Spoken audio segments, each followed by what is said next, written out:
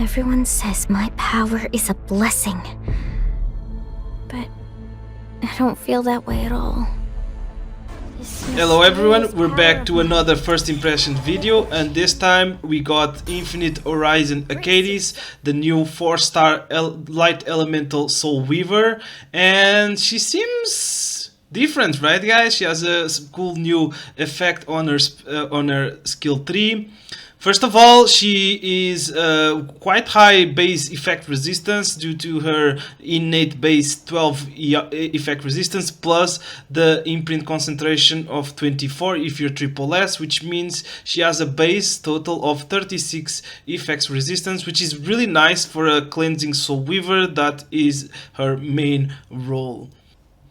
First, we got the skill 3, Method Reconstruction, dispels all debuffs from all allies before granting a random buff for 2 turns for each debuff dispelled, and recovering health. Amount of recovery increases proportional to caster's max health, and when this skill is available according to cooldown count at the end of an enemy's turn, increases combat readiness of the caster by 15%. This last phrase is the main thing about this skill. It reminds me of Sage Baal. It's a really powerful and unique effect. It allows you to steal turns from the enemy turns, steal their interrupt their combos, right? So this is really good. It also allows you to build more stats since you don't have to invest as much in speed as she will get turns just because the enemies are taking turns. And a full cleanse into healing, it's really good. It kind of reminds me of Destina skill 3, right? Full cleanse, heal, but instead of granting random buffs, Destina revives, and in this case this unit will grant random buffs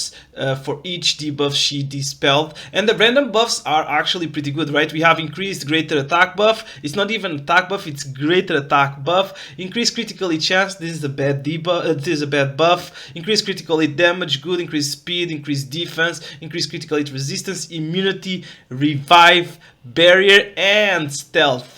Okay, this is kind of weird, I'm not gonna lie. There's some buffs here that could be useless, for instance the critical hit chance, and the stealth could be insane, as it could be really bad. Let's say imagine you have your Eula, your knight comp, and then she's gonna stealth your Eula or stealth your knight, right? That doesn't seem that good, but overall all the buffs that she can grant are really good, plus she grants one of these buffs per debuff she cleanses. So that's a really powerful effect. Added to the fact that every time an enemy's turn ends, she gets 15% combat readiness. This seems really good. It really reminds me of a mixture of Sage Baal with Destina, and those two are really powerful units right now. So this skill 3 is insanely good. Next up we have the skill 2, Unbridled Potential. With the mysterious power, dispels 2 debuffs from an ally except for the cast and grants a barrier for 2 turns before increasing combat readiness by 40%. Barrier strength increases proportional to the caster's max health. One thing to notice about this skill, it has 2 turns cooldown, which means she can use this skill every other turn. Again, this reminds me of Destina, right? Destina's S2 also can be done every other turn. It's also a dispel into a CR boost. In Destina's case, she heals. In this case, she doesn't heal, but she grants a barrier. And this is really good. This means that Akates has the potential to be cleansing throughout the match, not just use your skill 3 and then go into cooldown and do nothing. No, this unit will be consistently cleansing your team, especially if you don't have the need to press S3. She'll cycle a lot, right, with the 15% CR boost while pushing your DPS by 40% or wherever you need to push while cleansing it. And in this case, for example, Destina, I'm comparing this a lot to Destina because these two skills kind of remind me of Destina in a way. And the thing is, this skill doesn't heal but grants a barrier. Okay, in a way, barrier is kind of worse than healing, but in this type of skills it can be really good because since it's every other turn, oftentimes with Destina you're stuck with turn 1 having to use your S2 and waste healing, right? Because your Destina outspelled or they did nothing turn 1, right? You either skip your first turn with Destina or you have to use S2 and waste healing value. In this case she grants a barrier, so in those scenarios where you just want to use your skill mainly for the combat readiness push, you'll be granting your unit a barrier, banner, right, which will have value throughout 2 turns, which will help them survive even longer. This is a very, very good skill because it has 2 turns cooldown, guys. She can do this every other turn, so she's a really, really consistent cleanser. Pair this with her skill 3. She will cycle a lot, she'll be cleansing a lot, she'll be CR boosting a lot, she'll be having a lot of value throughout the match. And lastly, we got the skill 1, Mysterious Design. Attacks the enemy with the staff with a 30% chance to stun for 1 turn. If maxed smaller, it will be 40% to stun for 1 turn, with the soul burn effect increasing the effect chance to 100%. Any debuff, any hard debuff skill 1s are usually good, right? There's not much to say. She'll be annoying to deal with, kind of like DGB's S1, where she's just gonna go S1 boink stun your DPS and you're gonna be kind of sad. Not much to say about this skill. The soul burn is good, right? Increases to 100%, so if you have souls you can kind of guarantee stun on a DPS. Pair this to the fact, basically this unit will be doing S2, stun a unit, S2, stun a unit, and in some when you need, press your skill 3, reset the fight, right, cleanse everything, put a lot of buffs on your team. So it's a good skill 1. Any skill 1s with hard control are usually very good. As the artifact choice, Soul Weavers have a bunch of powerful artifacts that are really good. The first that comes in mind is Guardian Ice Crystal, which by the way has the banner up right now, so I recommend grabbing at least the Guardian Ice Crystal from the powder shop. So that's the first artifact that comes in mind. That artifact increases, gives you gear score by increasing effect resistance, and it allows you to heal a lot of turns, so that is probably the best Soul Weaver artifact overall. Another artifact I have in mind could be the Luluka, the Ocean Breeze Luluka's artifact, because that artifact also increases effect resistance by a lot, and it gives you a CR boost when they use a non-attack skill, so you can try to use that for the Giga push, where they go like, for example, a Summary Zeri comp or Summary Zeri procs or skill 2, which is a non-attack, and then you get the 15% push from your skill 3 plus the Giga push from the artifact, and thus you get infinite combat readiness and you cut them for sure. You can also use Unfading Memories, again another artifact that has gear score by giving you effect resistance, plus since she has 2 non-attack skills and the skill 2 being every other turns means she'll be proccing Unfading Memories a lot. So these are kind of the main artifacts I have in mind. For sure other ones are viable. I could see Water's Origin being good, I could see Idle Shield being good, right? Soul Weavers have really good artifacts, but those 3 are the main ones. They give you stats and they give you powerful effects. I think those are the best Soul Weaver artifacts and are the best choices for her.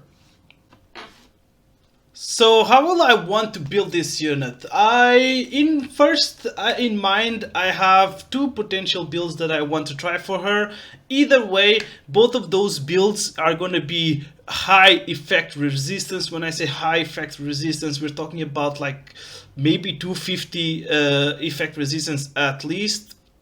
But the first build is like around 240-250 speed in my case, because my DPSs, my main core DPSs, they're all around 240, 230, 220 speed, so she needs to be fast to be able to cleanse them, right? So you go to 40 speed, like super high effect resistance, and then as much bulk as you can get while achieving those main speed and effect resistance thresholds. But then again, because of her unique skill 3 of getting combat readiness push at the end of an enemy's turn, I am thinking that maybe we don't need to build her as fast and take advantage of that skill 3 passive and try to squeeze in more stats, right? So I still will want to build her like 220 speed at least, otherwise I might not be able to push enough for some DPSs, right? As I said, a lot of my core DPSs are 240, 230 speed, 250 speed, right? So I will still need her decently fast. So I'm thinking around maybe 220 speed could be enough. Still, I still want the high effect resistance to resist the some debuffers, and then as much bulk as I can squeeze in. Another thing, this is more for the end game players, right? Immunity could be really good because nowadays pairing immunity with units like that give you a buff turn one, let's say Fallen Cecilia's shield, ML Landy's crit resistance, right? If you pair immunity with those effects, you can play around a lot of the high effectiveness debuffers such as Fairy Tale Tenebria, she only strips one. Lua, you play around Lua Soulburn, she only strips one, right? So she will not strip the immunity, she will strip the barrier, the anti-crit, etc. The buff you have paired with the immunity, and thus not being able to control your Akates. So yeah, this is like the two main builds I have in mind right now. The first one again being 240 to 50 speed, fast, high effect resistance, bulky, so you can take advantage of the combat readiness push you get from your skill tree, being able to interrupt your enemies' turns, like kind of like a Sage Baal type of unit. Or you go slower, 200 to 220 speed, right, depending on how fast your DPSs are, and try to squeeze in more stats and take advantage again of her skill 3 effect of getting the 15% CR boost every time an enemy turns end. So basically the first builds, which is being faster, allows you to potentially cut enemies' turns and interrupt their combos, whilst the second build, the slower one, allows you to squeeze in more stats and use her more in standard matchups, right, where you just want her to be able to, you don't need her to cut your opponent's turn, you just need her to cleanse. I think either build are viable, and this unit seems kind of good because okay, the buffs, right? The fact that it's random buffs is kind of wacky, kind of weird, but the buffs are good. And again, she grants a buff per debuff she cleanses. So if your opponents overwhelm you with debuffs, right, she'll cleanse everything and you'll have infinite buffs. Plus, the fact that she gets a CR boost like Sage Baal makes her unique, and I like these type of effects. Usually these type of effects are really powerful. You can cheat turns, right, by getting free combat readiness push. And another thing I love about this unit is her skill 2 being every other turn, which means she's a consistent cleanser. She has the potential and the ability to be able to consistently cleanse you throughout the match, and also she's a CR booster, which is always good. So yeah, this is it for the Infinite Horizon Achates first impressions. I hope you guys enjoyed it, and I'll see you guys on Infinite Horizon Achates RTA Showcase. Goodbye everyone.